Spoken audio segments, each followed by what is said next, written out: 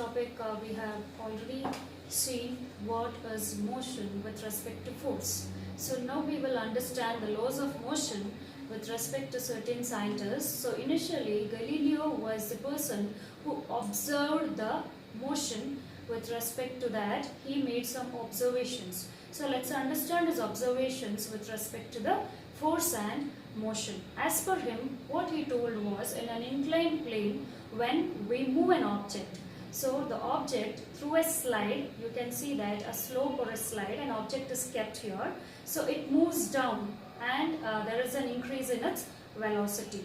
So let's understand more by moving to the slide now.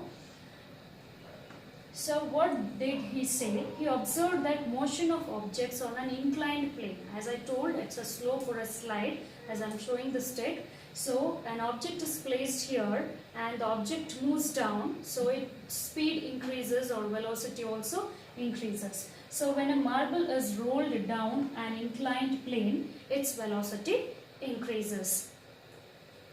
So what did he argue based on his observations? So we can see, so it's an inclined plane. So first observation was that he kept a marble, or you can imagine a ball. So it is kept on the left side and the force is applied. It is left to go down. So what happens is it reaches down and moves in the opposite direction. So it reaches at the same height on the right side too. That is with respect to the same height. So that is his first observation and his observation with respect to the argument. So let's understand what did he say in the second time.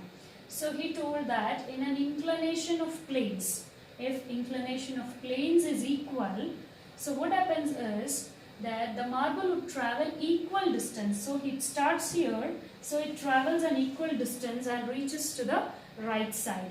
So you can see while climbing up as traveled, so as the speed and velocity was the same on sliding down, with the same speed it moves up and reaches the same distance on the other side.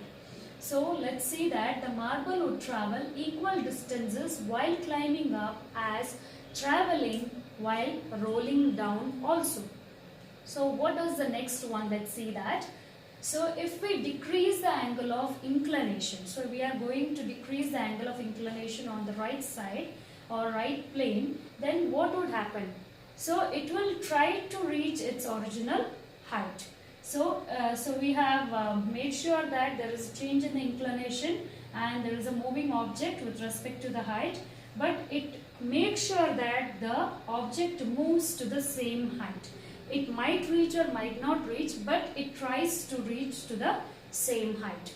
So next we can see that if the right side of the plane, so this is your left side and this is the right side. If the right side of the plane is made straight or flat, so what happens here? So there will be no control over the velocity and the speed, and it starts from the left side of the inclined plane and it moves forever and the same rate of velocity until an object or a speed in the opposite direction breaks or stops the object. So it is said that if the right side plane is made flat, the marble would travel forever to achieve the same height. So to achieve the same height, it's not possible, but it will travel further distance. So objects move at a constant speed if no force acts upon them. If force is not acting upon these objects that is moving, then it moves in a constant speed. So that is what the argument of Galileo states. So moving on to Newton's law now. Let's understand about Newton's laws of motion. So his first law is also known as the law of inertia. What does this law states? So you can see an object here, it's a football, it is at rest.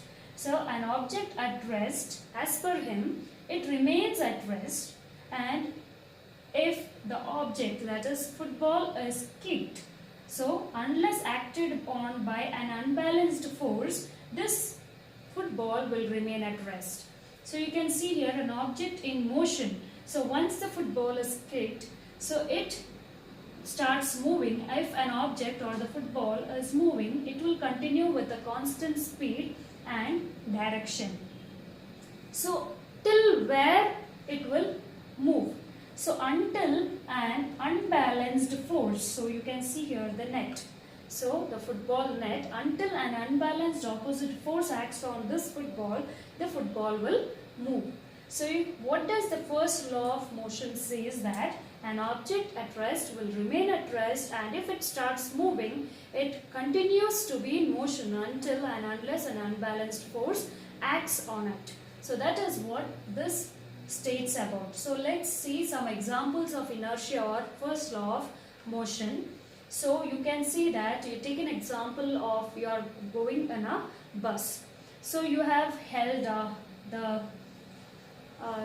rod here. So there is an acceleration and your position is not moving. So you are not moving, you are just standing, the bus is moving. So what happens here? So we fall back when the vehicle starts moving, or the forward direction, because our body is at rest. So our body is at rest and it opposes the motion of that particular vehicle. So moving on to, so you might have traveled in a car. So you can see that the driver or the person sitting there will be not moving, but the car is moving. What happens here is, so we fall forward when brakes are applied. So brakes is an opposite force that is acting on the movement or the person sitting in the car.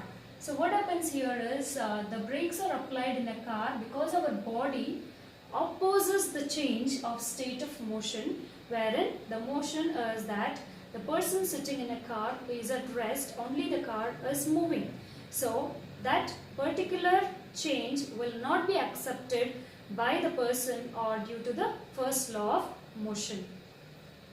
So let's see more about inertia with respect to mass. So you can see that the inertia of an object is dependent upon its mass.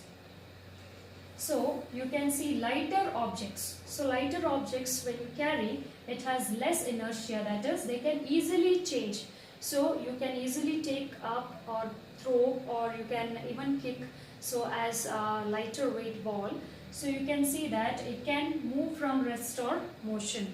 But heavier objects, so like shot put balls, you can see that it has a larger inertia and therefore they show more resistance. So you need to put more force on certain objects, otherwise it doesn't move. So hence, what happens, what is the relation between inertia and mass? It is, the mass is called as the measure of inertia of an object. So taking another example, we can see that here two buckets are tied and one is empty and one has sand filled in it. So try to move this empty bucket. So this will move faster, but you need to push, or you need to put more force, or with difficulty you will be able to move the sand bucket. So why? Because the mass of an empty bucket is very less when it is compared to that of the sand that is filled in the bucket. So thank you all for watching.